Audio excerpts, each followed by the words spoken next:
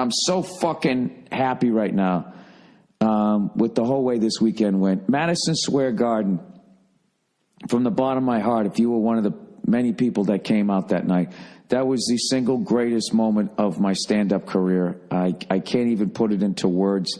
I can't believe that it happened. I just, from the second I got on stage to the second it ended, I did like 90 minutes. I went on stage, right? And before I went on stage, I was like, what time do I have to be off? And they were like, you can't go past 10:30 because then the union kicks in and then I don't make any fucking money, right? So I went on stage a little before 9 and I got off at like 10:28. I think I said at one point to the crowd that I didn't want to get off. And they fortunately applauded, and then I just kept going. And I did every joke that I could think of, and it was fucking amazing. My apologies, though. I do have to apologize to the people that were up to my right. I thought they were drunk yelling at me. What they were yelling was that they couldn't hear. There was evidently a couple of pockets during Verzi and DeRosa. I felt bad for Verzi because he thought they were heckling him and stuff, and it kind of messed up his set a little bit, but he still killed. But I thought they were just drunk. I was like, oh, is this a bunch of yahoos who got a box and now they're going to be screaming at setups? But they were actually yelling that they couldn't hear. So from what I heard, 10 minutes into my act, they fixed it.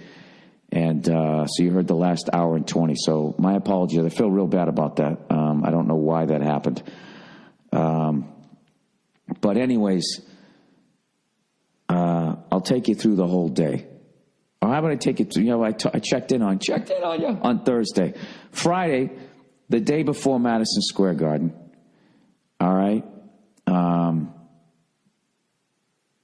I went down to the Stand to go do a spot. And I went up there and I fucked around trying out this new material. Shit that I didn't do at Madison Square Garden. And, it went well and everything. And one of the owners over there was telling me to fucking make sure I enjoy Madison Square Garden and blah, blah, blah, and all this type of shit. And the whole fucking time I was downplaying Madison Square Garden. And the reality was because I had to, because it's fucking Madison Square Garden. If I actually thought about the magnitude of it, I don't know what would have happened. So I just kept downplaying it and everything. And so I did a spot there, and then later on, after I did a spot at Stand Up New York, the Stand, showing my age there, I walked over to the Gramercy where they had the goddamn comedy jam.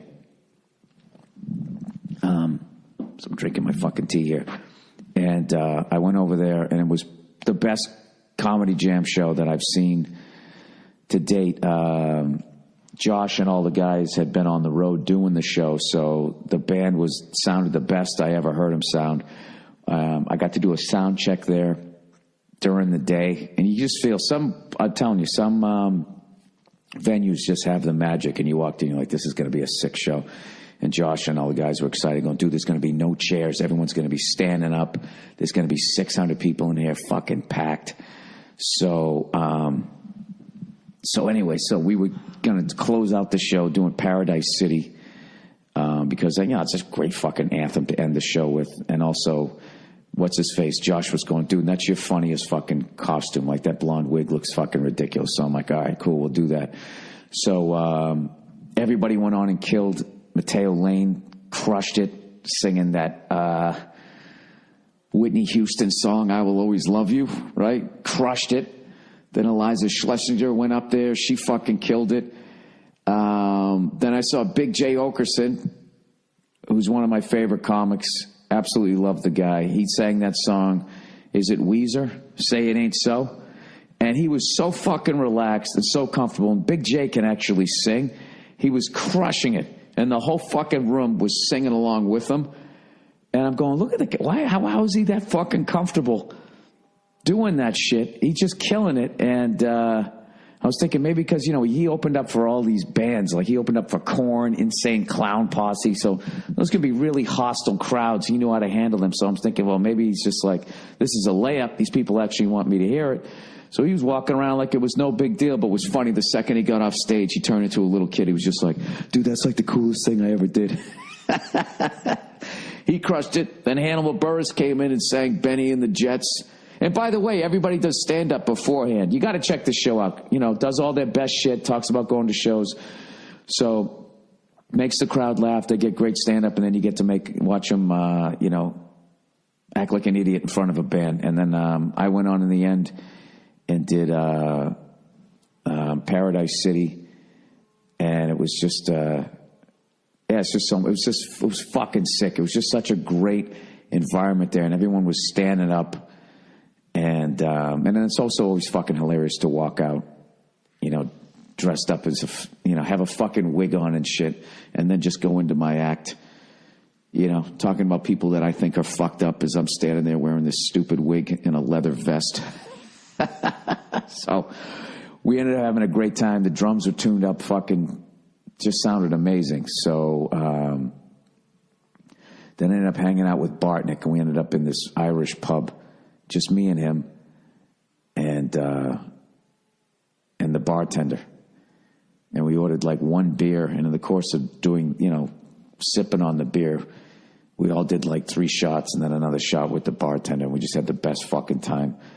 Just that New York shit. All of a sudden it's 3 a.m. You go into a deli, you get a bacon, egg, and cheese. All this shit you shouldn't be fucking eating.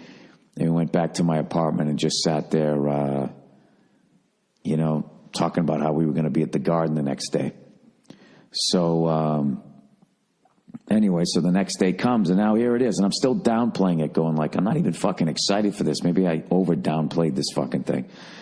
So, as I mentioned, during the day, I was going to have them, I rented a drum kit.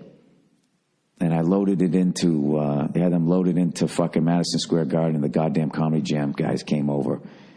And we played for an hour and a half in an empty Madison Square Garden. It was like my manager, my agent, my father-in-law was there, my publicist, a couple other people. That was it. And Ben Bailey, who I knew played guitar and had a studio and everything, I actually texted him a few days earlier. I said, hey, Ben, I'm in New York. And we've been trying to get together and jam for fucking like 5 years. I said, hey, man, do you want to, can you play on Saturday? And he goes, yeah, man. He goes, I just finished my studio at my house. You got to come by. And I just wrote back, nah, I got a better place. And he writes back like, what the fuck? I can't even see my place. How do you know it's better? So I said, you want to fucking, go to Madison Square Garden? And he fucking freaked out. So we got a set list together and all that shit. Obviously, all the shit that I did with the Comedy Jam guys, we had that down. And Ben Bailey's like a fucking Black Sabbath freak. So we learned War Pigs, and we were supposed to learn one other. I don't know if we ever got to it, but so we ended up going in there, right? And there was all these guys setting up chairs and shit for the show that night. And I was like, oh, man, I don't want to sit up here and making all this noise, fucking ruining this thereafter. And I go, when are they going to be done setting up the chairs so we don't bug them? They go, no, they're used to it. They're used to it. Go ahead and get up there and play.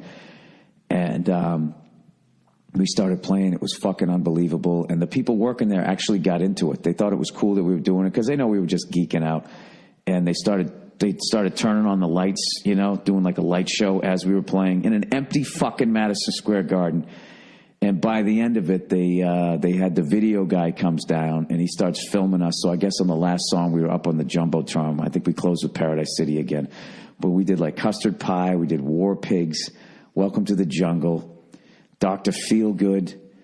My publicist also played drums. He went up there. They did Wanted, Dead or Alive. Just all this arena rock shit. My agent went up there, had to drag him up there. He went up and he played. And I'm going to post some of these pictures too that we had a photographer who was going to be there for that night. He posted them, and we had the best fucking time. And I really think that it helped me for my show that night because I kind of went in there and got a feel for the room, got my stink in there a little bit, and just got on the train, went back to my apartment, and Nia was getting ready, and I was just sitting there as I was waiting for her to get ready, and I was drinking a Budweiser, right? And I never drink before shows, ever. I don't give a fuck how far ahead it is, right? So she just goes, you having a beer? And I was like, yeah. She goes, you never drink before shows? I was like, no, I don't. Just felt like having one. She goes, are you nervous? And I was like, nope. And I don't know why. I wasn't nervous. I should have been, but I wasn't. And I went down to the arena, and everybody was there. Had a bunch of people in the dressing room hanging out, talking, almost right up till we went on. Usually I'm like, get the fuck out of here for the last 10 minutes. Let me be alone with my thoughts. You know what it was? I did those 2 weeks on tour through the Midwest, and then I did that run through Pennsylvania and down in Florida. So I was on my game, and I just felt like it was going to be a good time. So the moment of truth comes, right? Verzi shows up, of course, wearing his sweater and his fucking Jordans, or whatever the fuck he had. I forget what he had. Air Max. DeRosa showed up wearing this fucking hipster old lady sweater, which I actually made fun of when I got on stage. So Joe Bartnick goes out, and he does the voice of God. I got the video for that. I'm going to post that too. It was fucking hilarious watching him. He got people so fucking amped up, right?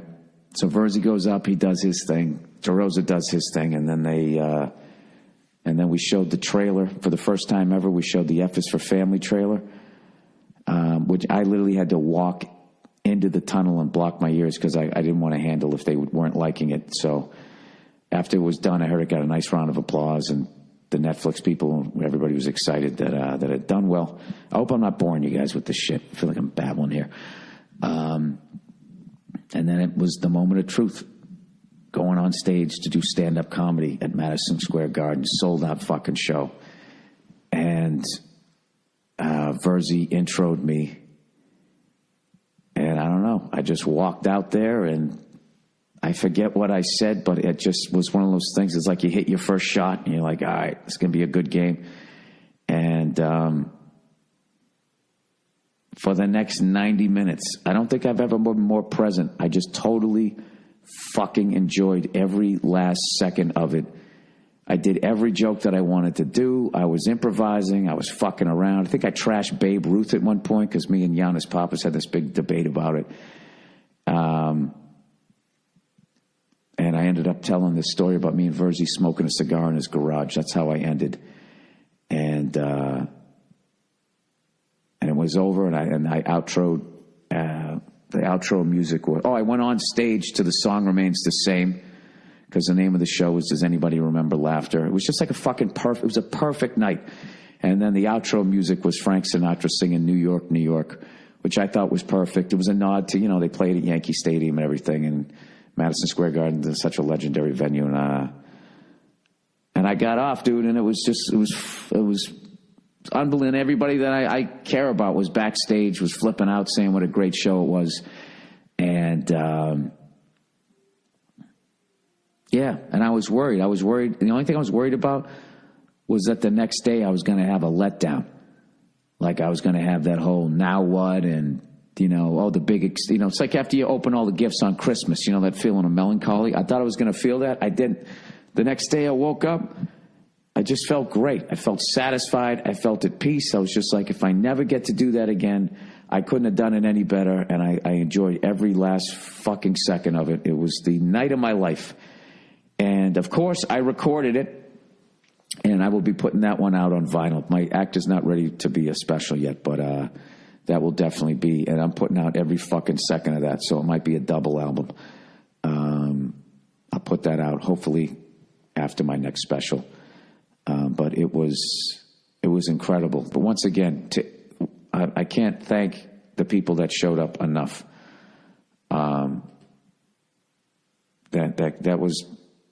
It was unfucking believable. It's funny, when I left too, Verzi was all amped up and shit. Now, I was flying high. It was just sick. We walked over to the after party right down like the streets in New York. And Verzi was flipping out, going, dude, you realize what you just did in there? Do you realize how hard you realize? And I was just like, yeah, I do. It's the best I can fucking do. And then we went in, we went to the after party, we drank, we smoked cigars. It was fucking sick. And then ended the night with a bacon, egg, and cheese. It was the shit. It's the shit. And now I'm on vacation. I remember somebody said to me, oh, now what? Now I'm trying to put that in my head. Now what? It's like, what do you mean, now what? Now what? Now I enjoy my evening. No, what's next? I don't give a fuck. Like, you're not supposed to be able to top something like that. What you're supposed to go in there is enjoy every fucking second of it and do the best you can possibly do, which is what I did. So I am told there is no what's next. I couldn't believe when the person asked me that. It's just like, do you understand how much I love doing stand-up? I do it right now in front of 6 people. And if I got a new bit out of it, I'd still be excited. There's always got to be some cunt fucking ruining. Uh-oh. Is my dog back? Hey, buddy. Look who's home. Cleo, get down. Jesus Christ. Hey, what's going on? All right. Get down. Oh, Cleo. Hang on a second. I haven't seen her in 2 weeks. I got to give her a proper hello. What do you say there, buddy? Come here. What's up, buddy? What's up? You got a bath? Look at you. Yeah, okay. All right. I'm doing the podcast.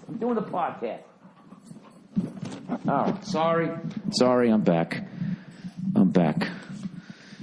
Look at you, huh? The old blue bear. The old blue bear's back in the building. I haven't seen my dog in 2 weeks. You and I, lady, Cleo, you and I are going to go on some fucking hikes, my friend. I'm in town for the rest of the year. What do you think about that? You know, I put on some pounds, and I'm going to get back in pit bull shape. And I'm not talking about the rapper. All right, buddy, can you get over there and lay down, Cleo? Can you go lay down, please? Go on, go lay down. Go lay down. No, I'll play with you in a minute. Hey, get your nose out of there. Go lay down. Down. Sorry, is this even a podcast anymore?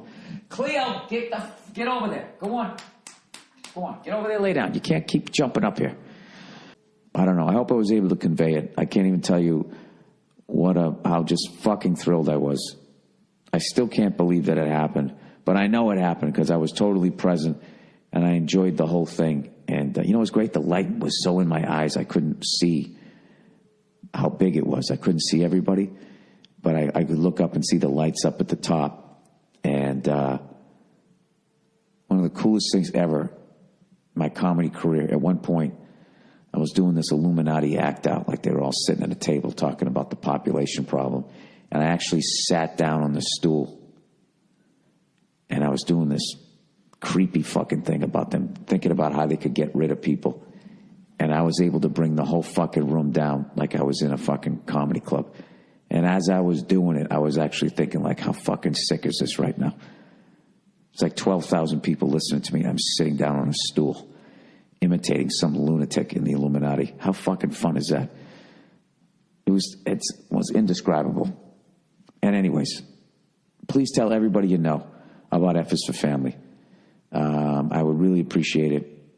Although after Saturday night, nobody owes me anything. But if you'd like to, I would appreciate it because I think it's going to be a great show, a great TV series for many years to come with any luck. All right? That's it. So I'm thankful early this year, man. I'm thankful for all you guys listening to this podcast and all that stuff. That's it. So go fuck yourselves. As always, I'll check in on you on Thursday. Check in on you. I'm going to go take a shower, put on my PJs, and play with my fucking dog. All right? That's it. I'll see you.